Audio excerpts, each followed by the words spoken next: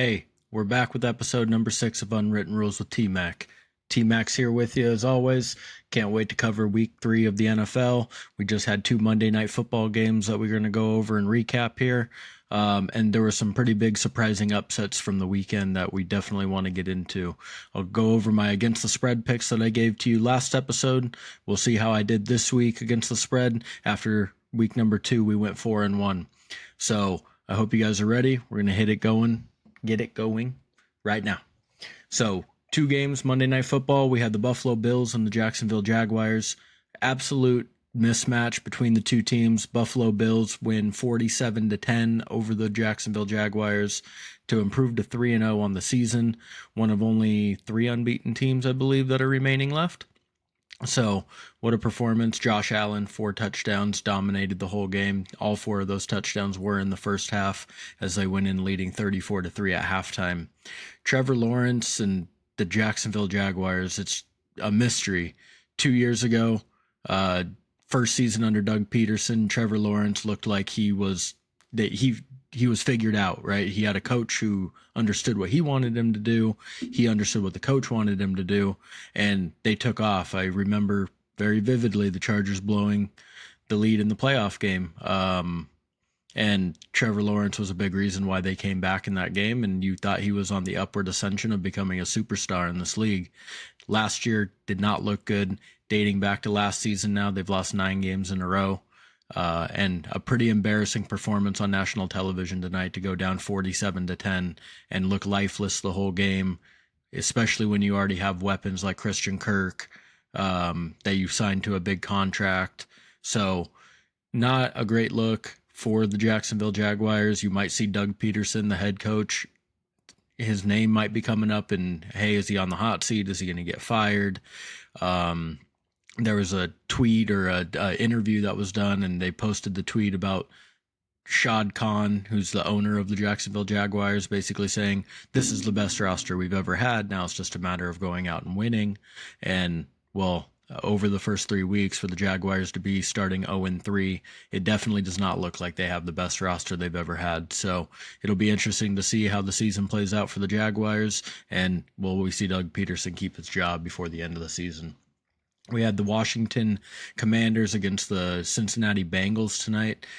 Very high-scoring game, not much maybe defense being played on both sides, but another surprising outcome. We have the Commanders winning 38-33 over the Bengals. Joe Burrow and the Cincinnati Bengals start the season 0-3. Most people know when a season begins 0-3, you most likely don't make the playoffs in those seasons. So they have a massive uphill climb, a very poor start to the season. I'm sure nobody in Cincinnati expected them to be 0-3 after the first 3 games, and they're going to have to dig deep as a team and figure out a way to pull themselves out of it if they have any shot of making the playoffs this season. You got to give credit where credit's due. I mean, Jaden Daniels looks absolutely legit. 293 total yards tonight, 91% completion percentage, 3 total touchdowns. He had a rushing touchdown, a couple throwing. He threw an absolute dime to Terry McLaurin that I want to show you guys just because of how great of a throw this was. So look at him. This was to seal the game. The score is 31-26, and this is only 2 minutes, 15 seconds left on a 3rd and 7. They can easily kick a field goal, go up by 8. Now you're forcing the Bengals to do a touchdown plus a 2-point conversion just to get the tie.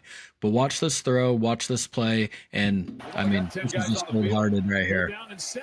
This one is launched from a free edge rusher in his face, drops it in the basket in the back of the corner of the end zone.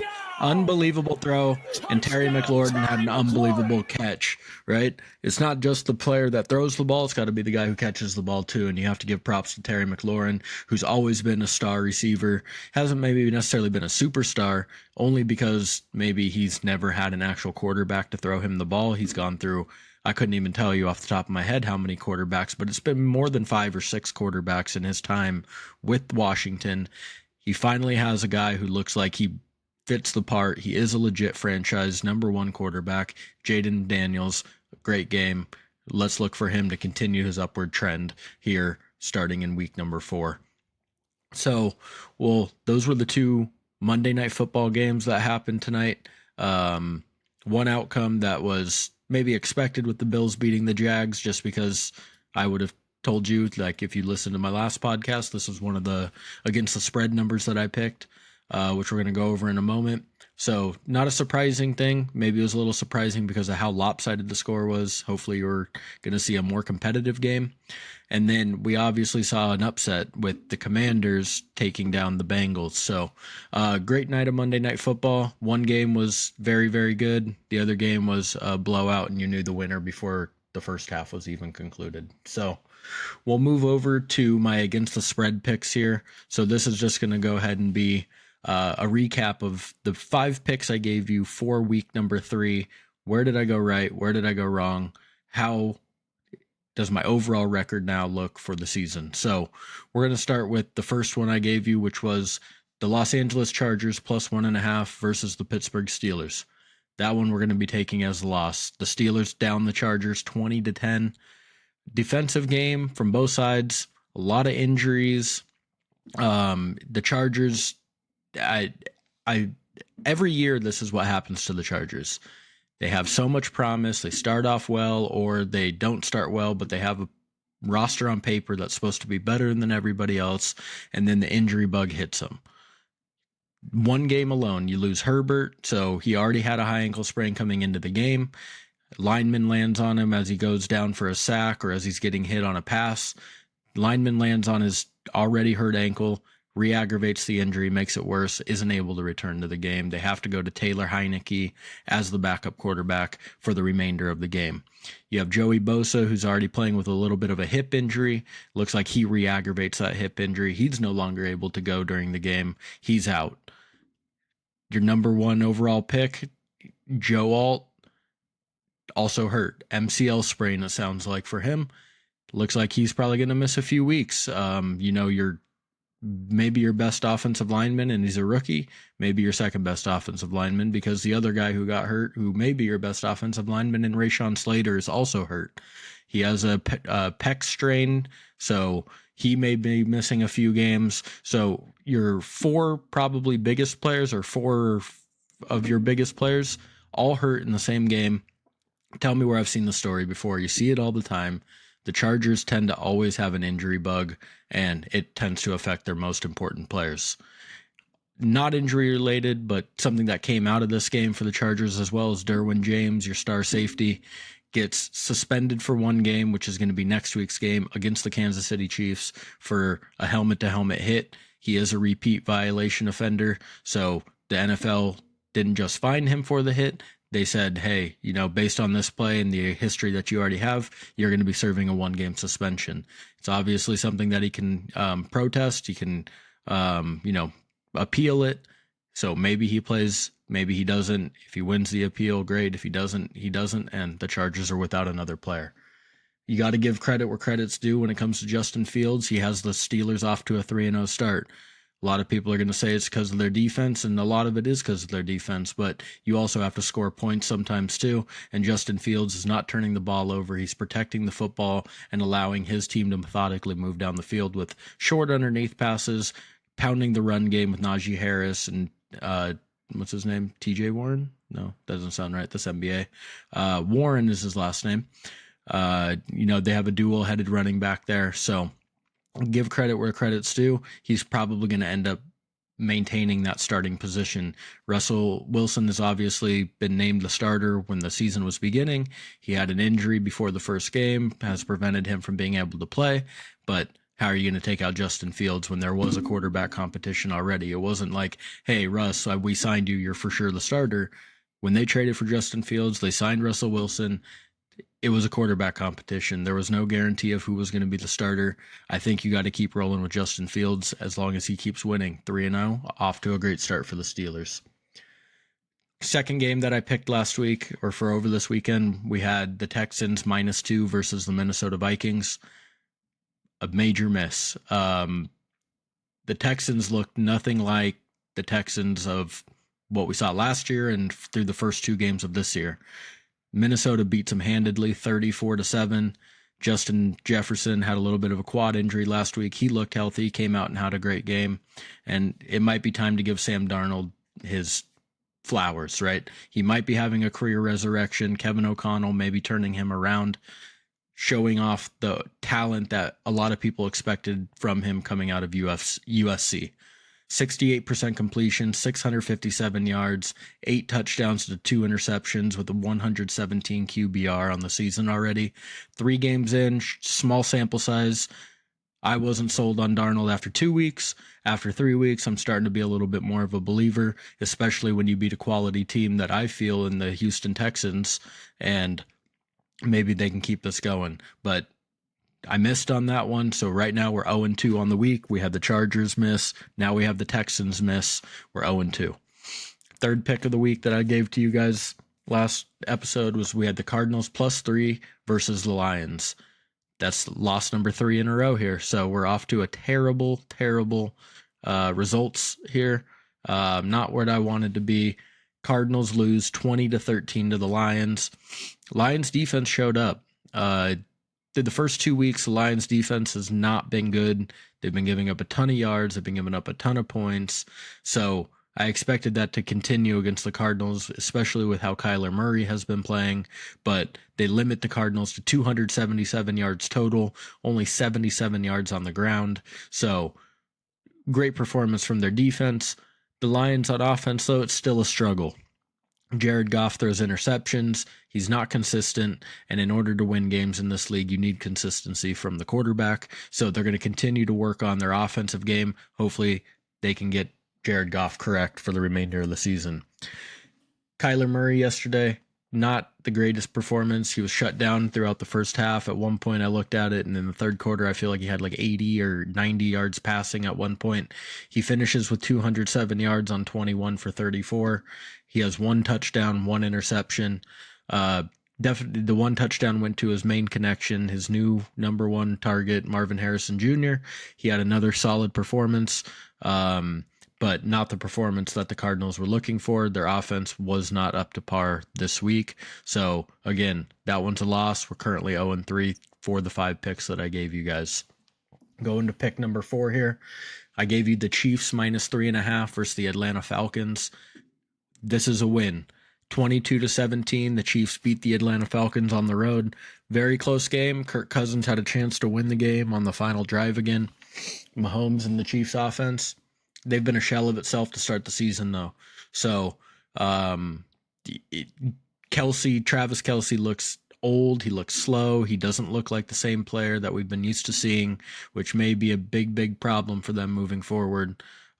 He's been asked to block more, it seems like, so far this year. Another game where do the Chiefs benefit from a call in the end zone? They may have. There was a play where the defender grabs onto Kyle Pitt's arms maybe a couple seconds or 1 second before the ball arrives.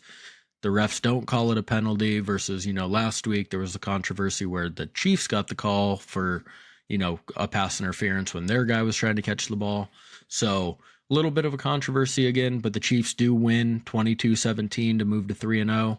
They are going over to the Chargers, in Los Angeles. They're playing on the road again. Chargers are banged up, as I mentioned before, with their major injuries. So we'll go ahead and see what happens here going into week number 4. But the Chiefs do have maybe a plus matchup with some injuries that the Chargers are currently dealing with. So last and final pick I gave you guys for week number 3, we had the Buffalo Bills -5 against the Jacksonville Jaguars. I obviously just recapped that game there on the Monday night recap. 47-10. This one was a win. The Jaguars look to be in shambles. There's not much hope, I don't feel like, there.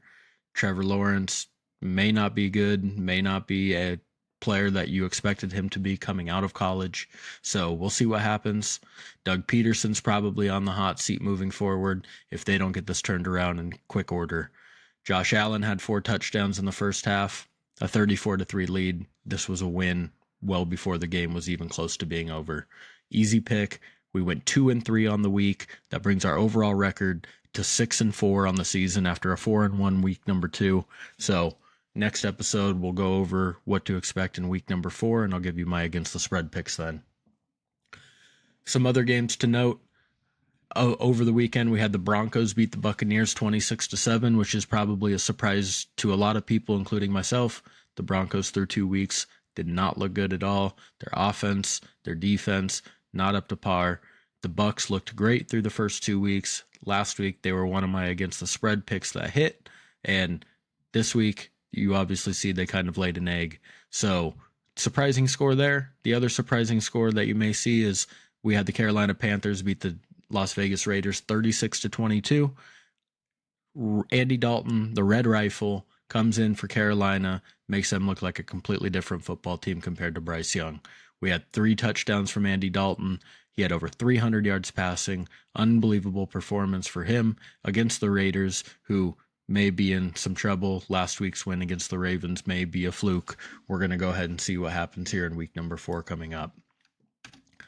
We're going to go ahead and move over to some MLB playoff race updates. We're only at 6 games remaining for the majority of teams here for the remaining part of the season in the regular season, and there are some wild card battles that are heating up right now. The American League wild card has become some sort of a race. Let me show you guys what I'm talking about here. This is going to be the one that over the final 6 games may be the most interesting to watch. So we're going to go up to the American League here. So you're going to start with the Detroit Tigers. They moved themselves, as you can remember last time I told you, they were 1.5 games back of the Minnesota Twins trying to get in. Now they're tied with the Kansas City Royals. They own the tiebreaker over the Royals for the second wild card spot. If you look right here, 7 losses in a row for the Royals. They're on an absolute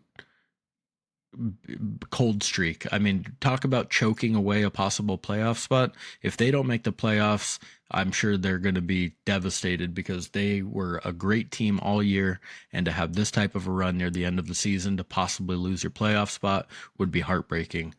You look at the Minnesota Twins, they're now 1 game back of the Kansas City Royals. They're completely out of the playoffs now, and you have the Seattle Mariners making a run for it, 1.5 games back.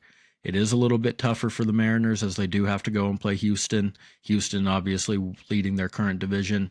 There are no division races left in the American League. Everything's pretty much sealed up. This American League wild card is going to come down to the final day of the season. I can almost feel it. All these teams are fighting for their life. We're going to see what happens here in about a week. We have the Royals playing the Nationals. You have the Detroit Tigers playing the Tampa Bay Rays. The Minnesota Twins play the Miami Marlins. The Seattle Mariners play the Houston Astros. Definitely the Houston Astros have the toughest opponent to play, which makes their road into the playoffs probably more difficult. These are 3-game series that are just going to be beginning tomorrow. We move over to the National League wild card, and the National League wild card is maybe a little more straightforward here. There's not probably as many teams in it. It's a 4-team race, and you could even call it a 3-team race at this point. You have the San Diego Padres at 3.5 games up over the Arizona Diamondbacks. They're 3 games up over the New York Mets, and they're 5 games up over the Atlanta Braves. Their magic number is 1. All they need is Atlanta Braves to lose a game, or they need to win 1 more game. And then if that happens, they guarantee themselves a wild card spot no matter what. Obviously, they're playing for a hell of a lot more than that, though. They have a 3-game series coming against the Los Angeles Dodgers. And if you look right now, the National League West is the only division race still with something to play for. You have the San Diego Padres 3 games back of the Los Angeles Dodgers with a 3-game series coming up in LA starting tomorrow.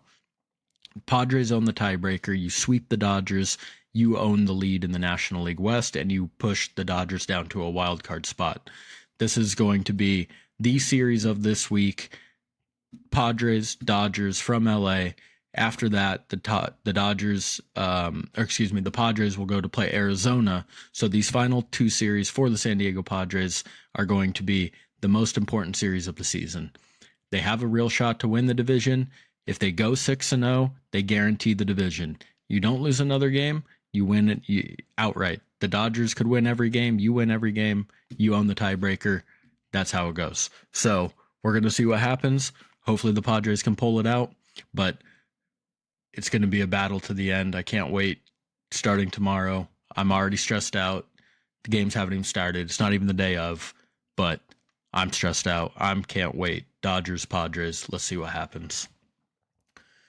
So, hope you guys enjoy some playoff baseball here. It's about to start in a week. Can't wait. We're going to go and transition over a little bit to the National Basketball Association. So the NBA begins preseason on October 4th. The regular season begins on October 22nd. Can't wait for the basketball season to begin. It's been way too long. You have the New York Knicks and the defending champion Boston Celtics going head-to-head on opening night. That's one of the games. And then you have the Minnesota Timberwolves against the Los Angeles Lakers as the second game of that evening. Can't wait for that. Obviously, as a Lakers fan, super happy with the coaching change. Darvin Ham was not it. Me and my buddy would call Darvin Ham Darby Pockets. If you watch a game, you know why. His hands are always in his pockets, right? That's kind of how we thought of him. He wasn't a take control type guy. His defenses were always terrible. It just wasn't the right coaching fit for the Lakers. Is JJ Redick the right coaching fit? I don't know, but he's a young guy. He has enthusiasm. He has a relationship with the players who's coming in to coach already. Obviously, he's been the podcast partner of LeBron James. Is that why he got the job? Yeah, probably is. I wouldn't think he would get the job if he wasn't in some sort of, relationship with your best player, a guy who runs your franchise basically in LeBron James. He kind of helps you make decisions as an organization when you have a player of his aura around. So JJ Redick, great player in college, obviously for Duke, had a great NBA career, no Hall of Famer or anything, but he was a reliable perimeter shooter. Obviously transitioning over to being an NBA head coach and never having any experience at any level as a head coach might be a little concerning, but I think he has the support of the players because of the relationships that he has with all of them. So we'll see what happens with the Lakers this season, but there's probably 4 or 5 teams in each conference that really have a shot, I think, at making a deep run and possibly winning a championship this year. So from the East, we have the Celtics, who won last year, obviously, returning the majority of their players, Jason Tatum, Jaylen Brown, some really big firepower, obviously, there. They have Kristaps Porzingis. As long as he stays healthy, they're going to be a formidable opponent yet again. But they did lose a couple of role player pieces. Al Horford and things like that are no longer there. So we're going to go ahead and see how they can kind of replace those guys who played a vital role in their championship run last year. You have the New York Knicks, obviously, probably the most up-and-coming team. Last year, they were one of the most fun teams to watch. Jalen Brunson, small little guy compared to the majority of these guys out there in the NBA. He's never scared to take it to the hole. He's never scared for the big shot. He doesn't shy away from the moment. Kept the Knicks in every single game last year, and I expect them to take another leap forward here this year. You have the Milwaukee Bucks, obviously, Giannis Antetokounmpo, Damian Lillard. Any team with Giannis Antetokounmpo is going to be a threat in order, to make a deep run. He's called the Greek Freak for a reason. It's very difficult to guard him. You can't guard him with one player. It requires double teams. So we're going to go ahead and see what the Bucks are made of this year. You're hoping for a much better season from Damian Lillard, who I don't think played up to his standards last year in his first season with the Milwaukee Bucks. And then you have the Philadelphia 76ers. Tyrese Maxey was your breakout star of the NBA last season. Unbelievable talent, unbelievable player. You add Paul George in free agency from the Los Angeles Clippers to pair with Joel Embiid. If you can't win now, you're never going to win. Joel Embiid has to get it done. Coming off of a gold medal with Team USA in the Olympics, we're going to go ahead and see what he's made of in the NBA. Can he carry a team? Can he be the number one guy? Can he stay healthy? This is probably the best roster he's had. We're going to see what happens. Over in the West, contenders that I have, the Los Angeles Lakers, Anthony Davis, LeBron James is all you need to know. Anytime those two guys are there, you have a shot to win something. You need your role players to play up to par. You need your role players to probably play over their capabilities sometimes. But Austin Reeves, really, really good player. I expect to see him take another step forward this coming season. You also have D'Angelo Russell returning. I personally am not the biggest fan of D'Angelo Russell, but he is a very good shooter from time to time, but he can go on massive cold stretches, as you can see in the playoffs. It seems like every time in the playoffs, he goes cold, he chokes, he can't make it happen. but during the regular season broke the Lakers record for most three-pointers in the season last year. He is a very good outside shooter, so we expect the Lakers to make a deep playoff run, possibly be able to contend for a championship. You move over to the Denver Nuggets. They continue to lose role players, it seems like, that bolster their roster, that make them that championship caliber team. But you do have Nikola Jokic, a three-time NBA MVP. You have a guy in Jamal Murray, Michael Porter Jr., never as good against other teams as he is against the Lakers, but he definitely has a sweet shooting stroke. He can get hot. He's a 6'9" outside shooter type player. They have the pieces to continue to be a formidable opponent for all teams in the West. We're going to see what they can do. We'll see if they find some more diamonds in the rough as far as their role players are concerned that make big contributions for them throughout the season. We'll move over to the Phoenix Suns. Any team with Kevin Durant is a threat. You have Kevin Durant, Devin Booker, also part of the Team USA gold winning team from the Olympics. They're coming off of that. They're motivated. They want to prove that, hey, you know what? Last season, that wasn't our best showing, our best performance. Kevin Durant, Devin Booker, very, very good players. Kevin Durant, one of the greatest of all time. I expect them to be making some noise this season. Golden State Warriors, this one was a little tougher for me to pick just because of the fact that I don't feel like they have a great all-around roster. But I can't ever disrespect Steph Curry. If you watch what he did in that gold medal game against France in the Olympics, what a player. And when he gets on those types of hot streaks shooting from three, there's no stopping the guy. And I've watched him do it to the Lakers. I've watched him do it for the past 15 years. He just always finds a way. He always makes it tough on you. Any team with Steph Curry, I don't bet against because that guy can make things happen. Jonathan Kuminga needs to make a major step forward for them in order for them to continue their ascension into being a contender. You have the Brandon Podziemski. I'm sorry, I don't know how to say his last name exactly. He looked great last year. They obviously wouldn't entertain any trade talks with him. Teams were inquiring about him during the offseason. They weren't interested, so we're going to see what kind of player he can turn out to be. You move over to the Minnesota Timberwolves. Obviously, had an unbelievable run last year. It was something that you probably didn't expect from the Timberwolves, but as a diehard NBA fan, you could see it coming. Anthony Edwards is him, right? He is him.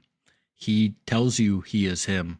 If you listen to his interview before the Olympics, he said, I'm the number one option. He said, they got to learn how to play with me, right? I mean, he's playing with guys like Kevin Durant, LeBron James, Joel Embiid, Hall of Fame, legendary, greatest players of all time conversation type players. And that's the type of confidence he has in himself. And that's the type of confidence that he instills into his team. So I expect them to continue to grow. I expect Anthony Edwards to continue to grow. Karl Anthony Towns is there. Rudy Gobert is there. They have McDaniels. They have a very solid group of young guys that obviously last year showed that they could go far in the playoffs, and I expect that experience to serve them well for this upcoming season. And then the final team in the West, it is a more stacked conference, obviously, the West. We have the Dallas Mavericks, Kyrie Irving, Luka Doncic. I mean, that may be the best duo that we have in basketball right now. Luka Doncic, probably a top 3 player in this league. Kyrie Irving, call him Uncle PTO because back in the day, he used to always be out, it seems like, and he was being paid to not play. Now, it seems like he doesn't miss any games being with the Dallas Mavericks unless it's for a legitimate injury, and he and Luka Doncic make a great pairing. They obviously made a great run in the playoffs. It was a learning experience for them, first full season together. I expect them to continue to grow and get better, and I expect to see Dallas there at the end of the season. So that's a little bit about the NBA, what to expect. Obviously, we're about a month away from it beginning, just a couple of weeks from preseason beginning. But again, October 22nd, opening night, NBA season, and we'll start getting into a lot more NBA coverage once that begins. Final thing that I want to talk about tonight is going to go ahead and be couple of little updates on the World of Warcraft race for World First. Just probably about an hour ago now, as it's now a little after 1 a.m. my time here on Tuesday morning. Liquid kills the 7th out of the 8th, 7th boss of the raid. There's 8 total bosses. Just happened an hour ago. I got to watch it live. It was a great kill. It was very exciting. It's one of these races that's going to come down to the wire between Liquid and Echo, most likely. And what a performance so far from Liquid. I mean, they pushed the limits tonight. They were up until after midnight trying to kill this. They knew they had it, and they felt like if they went to bed, they would wake up in the morning to see the European team Echo with it killed.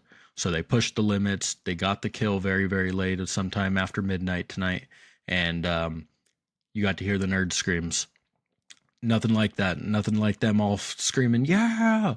Obviously it's exciting for people watching just because you've also invested time into this, and it's very rewarding for them because they've been doing this for 16 hours a day for a week straight now. This came out last Tuesday.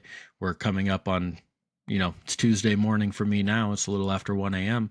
And it goes into a reset mode, right? So all the progression you did over the week on Tuesday mornings, the raid resets and you get to start the bosses from the beginning again to try and get more gear, right? Every boss drops a certain amount of gear.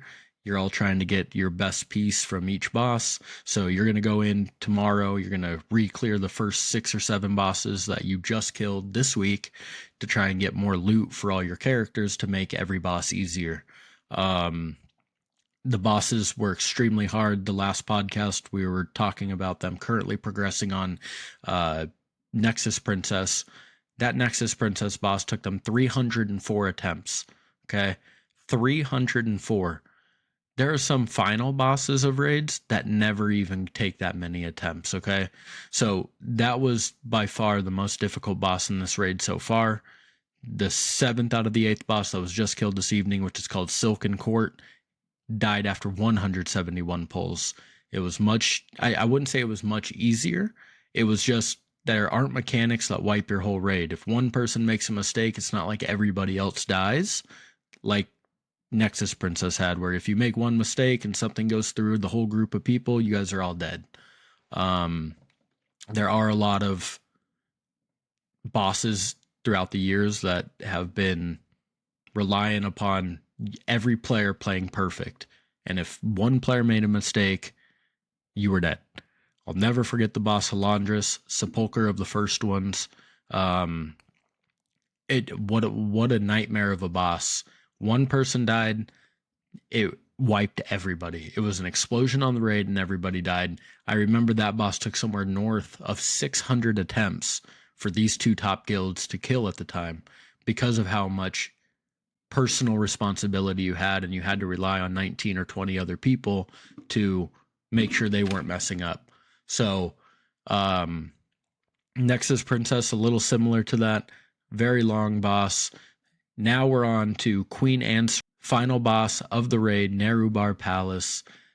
Liquid turned off their stream tonight after they killed the 7th boss because they don't want to give away any strats or any details to the guilds behind them.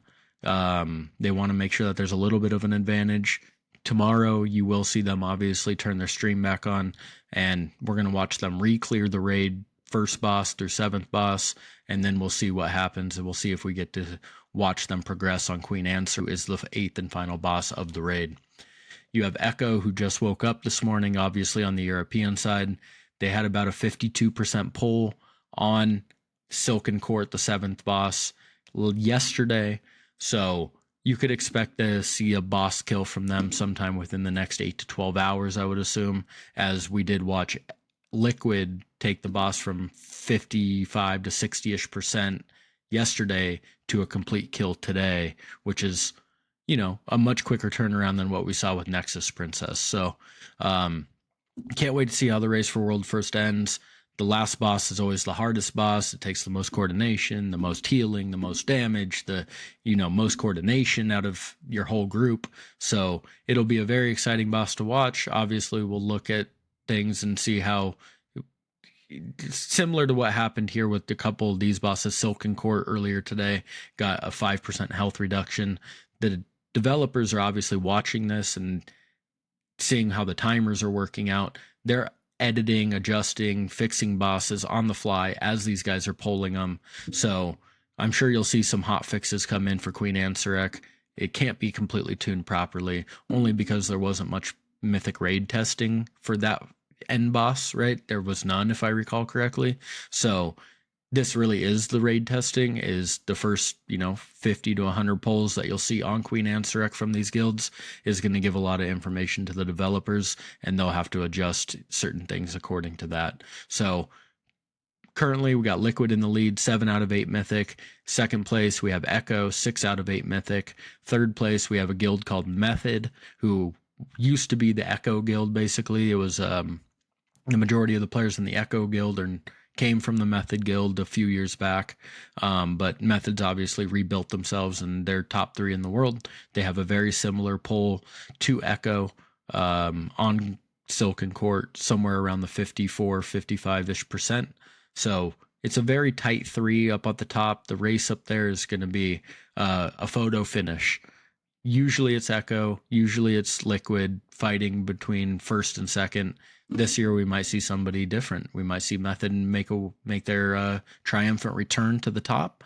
We may see them come in second. It'll be a great final week. I don't expect you to see a kill on the last boss, Queen Anne, until maybe this coming Saturday. It really just depends on how much progression time they get over the first couple of days. But I would say this upcoming Saturday, by then you should expect to see a kill from one of these guilds to claim world first kill, Queen Ansurek, Nerebar Palace. So we're gonna wrap it up there. Obviously, we got into Monday Night Football tonight. We covered my against the spread picks from last week. We went over some MLB playoff race updates, and I gave you a little bit of an update on World of Warcraft race for world first. So until next time, I'll catch you guys soon.